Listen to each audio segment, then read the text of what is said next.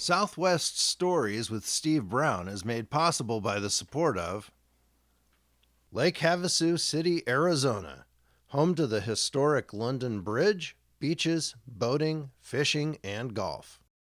Cactus Mart, a dig-your-own cactus nursery and desert artists gallery on the highway to Joshua Tree National Park in Morongo Valley. Kalmata Boutique Hotel, a desert bed and breakfast resort with a French chef, located on 40 acres near Joshua Tree National Park. China Ranch, a working date farm and natural oasis near Death Valley National Park, open for visitation year-round. 29 Palms, California, welcoming visitors for over 9,000 years, gateway to Joshua Tree National Park.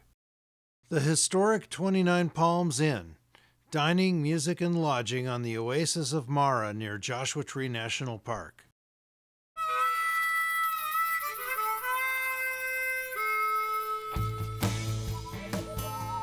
Some people think of the Southwest as barren and empty. To me, it's the landscape of my soul, filled with stories. Great stories of people and places, ambitions, dreams and visions, visits with friends, and mysteries of the past. There's awesome natural beauty, ancient, elusive, and wise. Adventures with characters, historical and fictional. Larger-than-life legends, captivating destinations, and, of course, everyday people. These are tales of a timeless journey and the people we meet along the way. I'm Steve Brown, and these are Southwest Stories.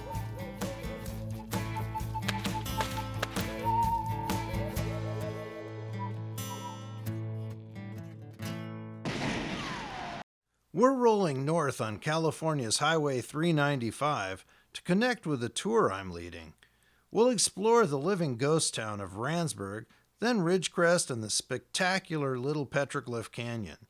This area of the northern Mojave Desert is one of my favorites, and to give folks a proper introduction to the area, we're all meeting in Randsburg in the heart of the Rand Mining District, south of Ridgecrest.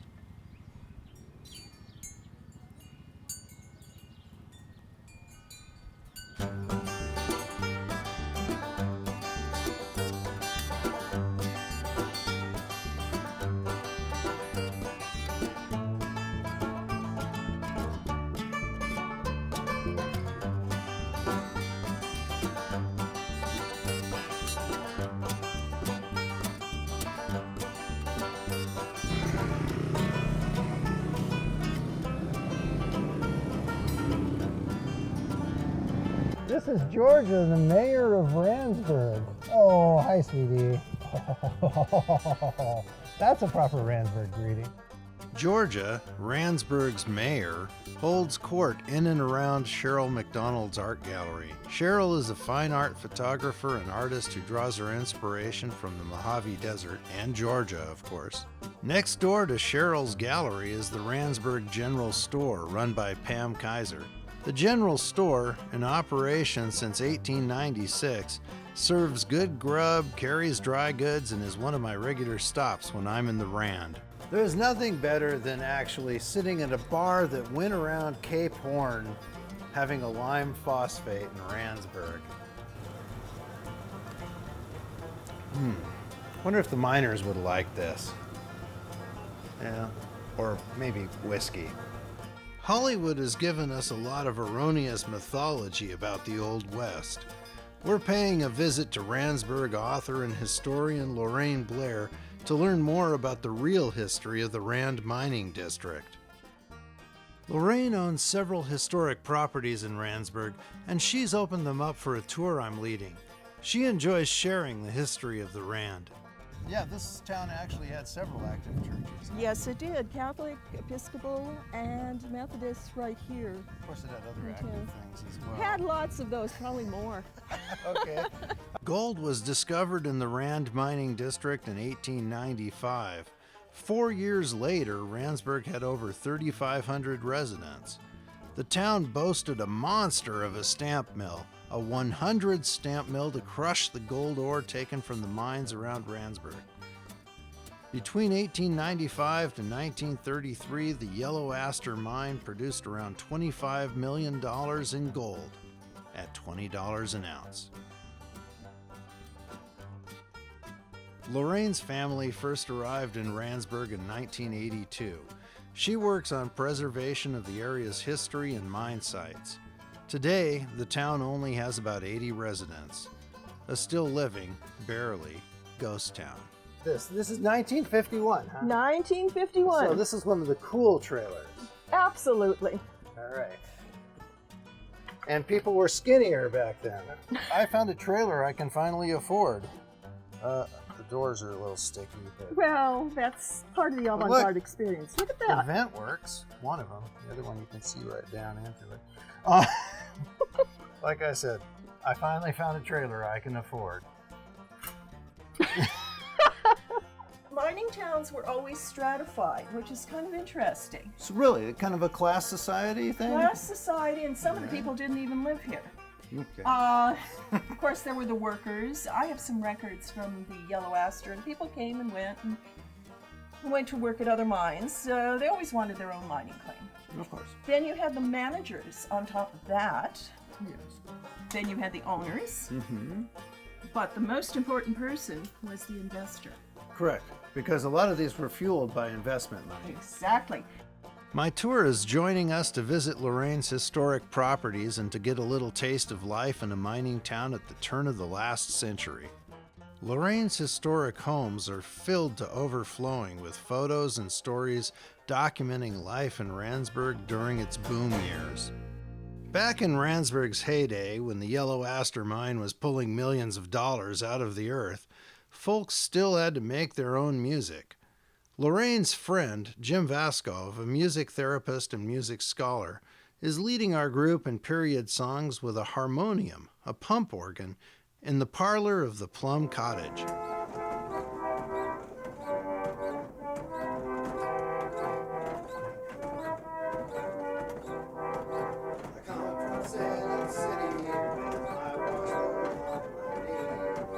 Mark Twain once said, "A mine is a hole in the ground owned by a liar." But the mines of the Rand took an estimated $60 million of gold from these hills between 1895 and 1933. Despite the basic living conditions, Randsburg found its way into the hearts of its residents. I want to see the sunrise and the sunset. This is a desert habit which I acquired when living at the mining camp, and one I find it impossible to outgrow. Dr. Rose Burcham.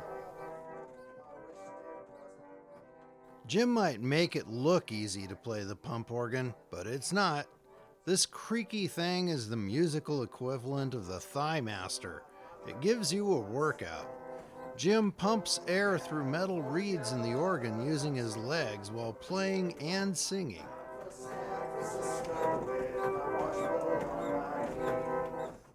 These traditional songs we sing bind us to an oral tradition that reaches back into history. They're more than entertainment. They're stories of people who often left behind loved ones to endure hardships to seek a better life.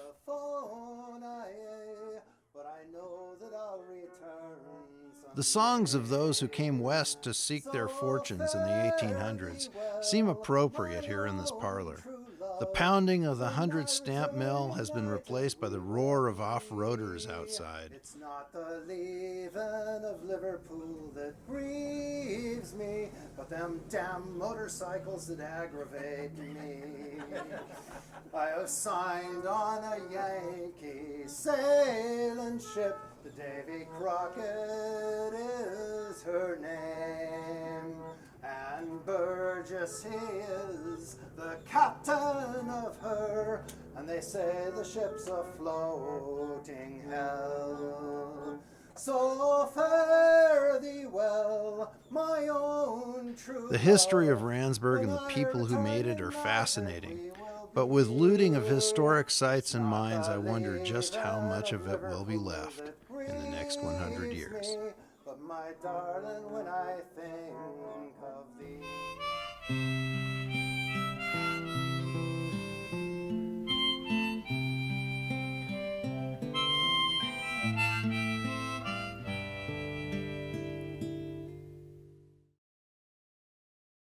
Randsburg, we head on to Ridgecrest, where the majestic Sierras come down to meet the northern Mojave Desert. The city of Ridgecrest is home to the Naval Air Weapons Station, China Lake, where Little Petroglyph Canyon is located. It's got all the amenities you could want while you're out exploring the real desert. And that includes great barbecue. Casey's is a family-owned and operated barbecue restaurant in Ridgecrest run by Casey Groves. I'm a huge fan of all things smoked and barbecued, and Casey knows what he's doing. He's learned from the masters in the Midwest, and there's enough meat and fried everything to make your arteries harden just by reading the menu. It's our southern fried smoker. Right now we got some tri-tip and some Oh, St. sweet. Louis style ribs going here. Oh, this is like heaven, Yeah, they should be ready in about 30 minutes. Okay. Which look, you guys will be eating some of that. I want the ribs, man. So what do we got, Casey? We got tortilla chips and our nacho cheese, a little All spicy right. jalapeno flavor. Pulled pork, which we smoke every night. My favorite. Goes Okay. overnight, about 12 hours. Nice and juicy. Oh, and lots of it. Okay. Homemade Casey's original barbecue sauce. All right. How long have you been doing this barbecue business? We've been doing this for about 7.5 years now. Okay. And now, where did you learn barbecue? Because it's clear that you learned it. Yeah, actually, I went to college in Leavenworth, Kansas, and we used to go to Kansas City when we can scrounge Okay. enough money, go to Gates, and they're my favorite barbecue sauces over there. All right. So the classics, you made pilgrimages to the Yeah, great ones. that's Okay. right. Our group needs a hearty meal before we head out to Little Petroglyph Canyon early next morning. Ribs, pulled pork, fried pickles, and locally brewed beers from Indian Wells Brewing Company fortify us, and I can't help but do a little percussion jam with my toast to Ridgecrest before we go off to get some sleep.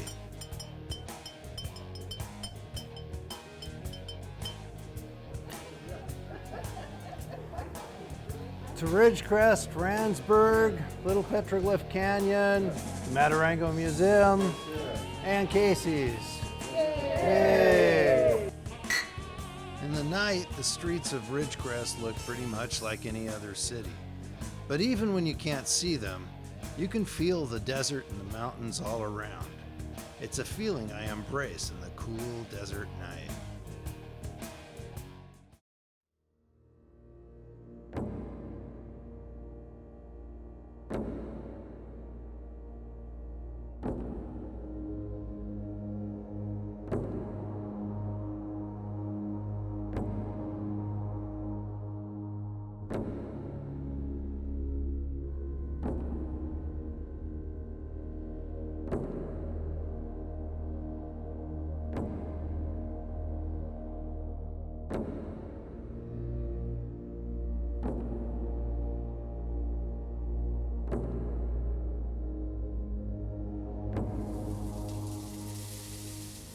The next morning, we head out across Naval Air Weapons Station, China Lake. More than 1 million acres of desert and mountains, home to Little Petroglyph Canyon. The Navy has been here since 1943, and access to the canyon is restricted, which has helped protect the canyon from the vandalism that has plagued other sites.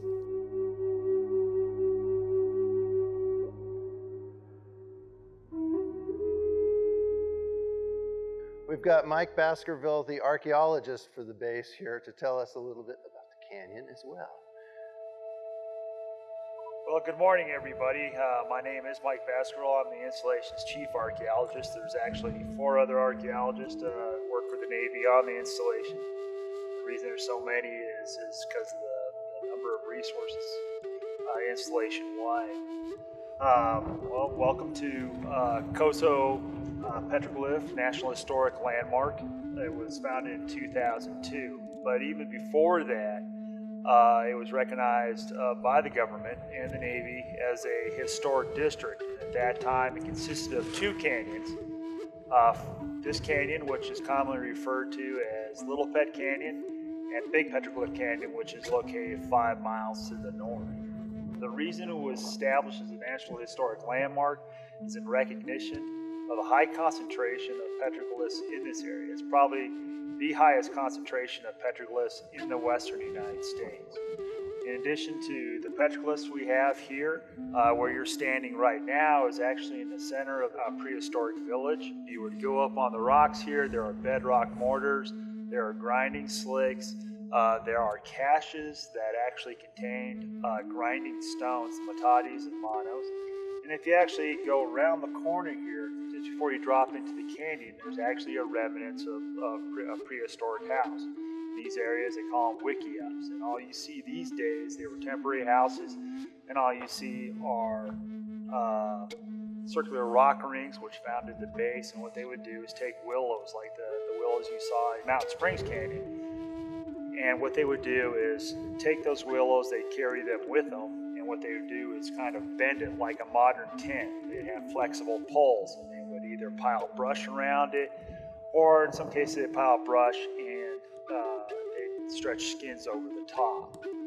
So which cultures use this area? Well, more recently we know that in the last 2,000 or 3,000 years the Paiute Shoshone have been using this, but it wasn't just limited to them. We see a lot of different styles of rock art. We see a lot of, you'll go down there and you'll see the pictographs, and you'll notice the multicolors, and that's more in line with the groups that occupy the Sierra foothills. And some tribes still use this area, correct? The tribes do have access to this area. They see this as one of those areas that's important to maintain their culture. Tribes, they go to a lot of places on the installation, but this is one of the places they bring their children to show them their heritage.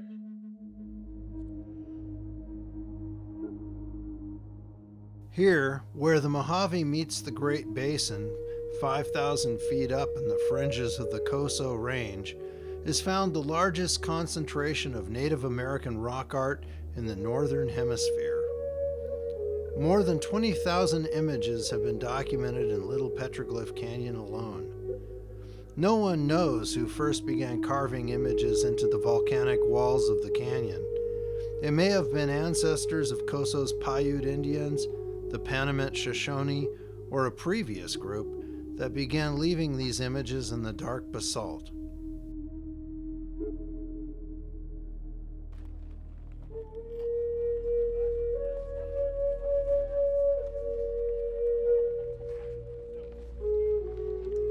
For tours I lead into Little Petroglyph Canyon, I work with the Matarango Museum in Ridgecrest. They provide excellent canyon guides like Tom Boggs.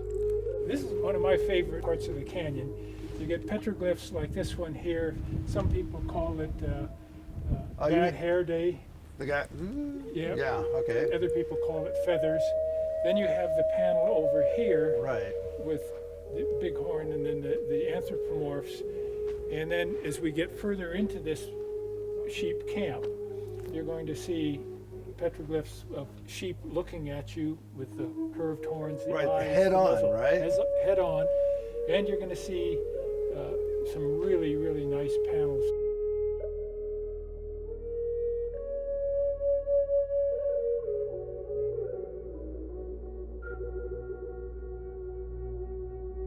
Some of the oldest petroglyphs in the canyon have been deeply incised, weathered, and even recovered in some cases with the canyon's dark patina and lichen. Stylistic influences on some panels indicate a connection to other locations in the Southwest.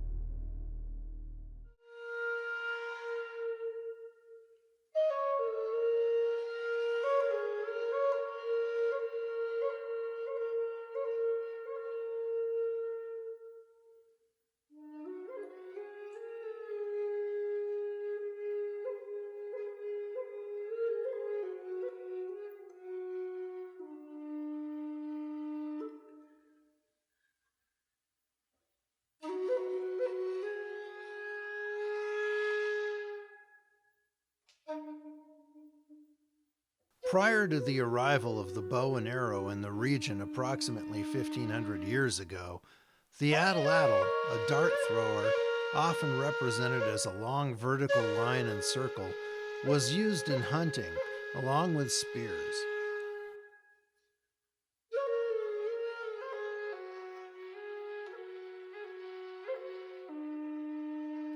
Later, the inclusion of bows and arrows in a petroglyph indicates more recent work.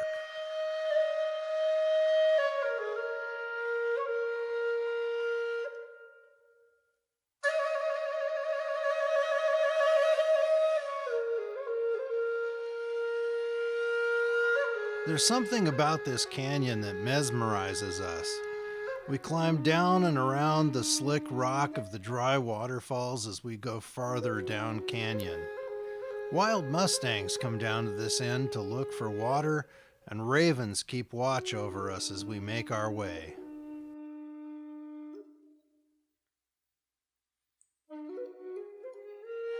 The petroglyphs in the canyon mostly date back to between 1 and 2,000 years ago, though tests indicate some may be 12,000 years old or older. I'll leave it to others to interpret the meaning of the petroglyphs here. Shamanic visions, hunting magic, or...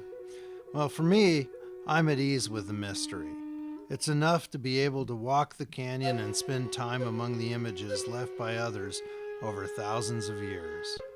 Little Petroglyph Canyon is sacred to me, and it seems if you come with respect, you're welcomed. I never want to leave, but eventually it's time to go back to the Matarango Museum. The Matarango Museum provides visitors with a comprehensive overview of the region's geology and natural history. The museum's executive director, Harris Baraki, is one of the great friends I've made in Ridgecrest over the years. Just don't ask him to tell a good Norwegian joke.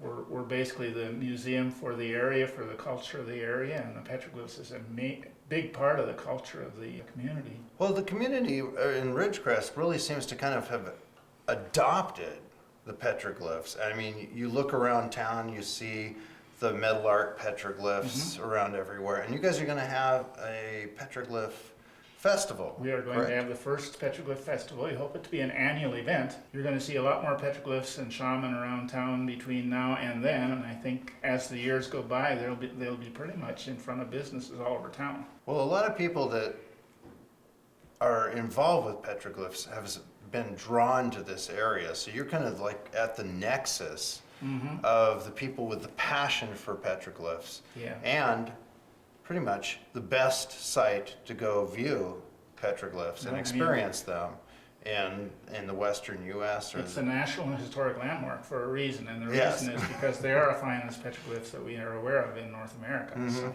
And because they're on the base, they're protected and very difficult to obtain access to sometimes. Yeah, absolutely, and we're really happy for that because petroglyphs in this area have been, damaged and destroyed.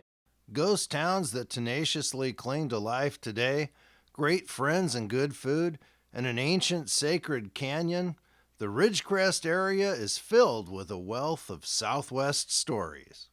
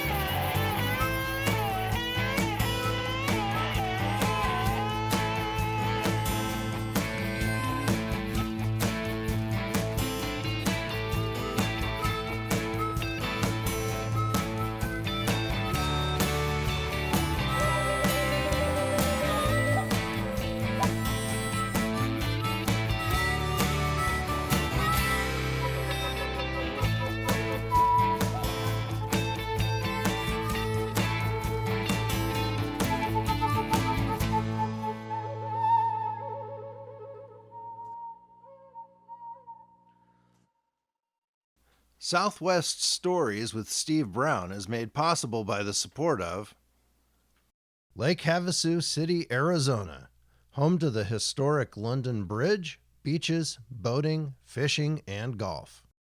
Cactus Mart, a dig-your-own cactus nursery and desert artists gallery on the highway to Joshua Tree National Park in Morongo Valley.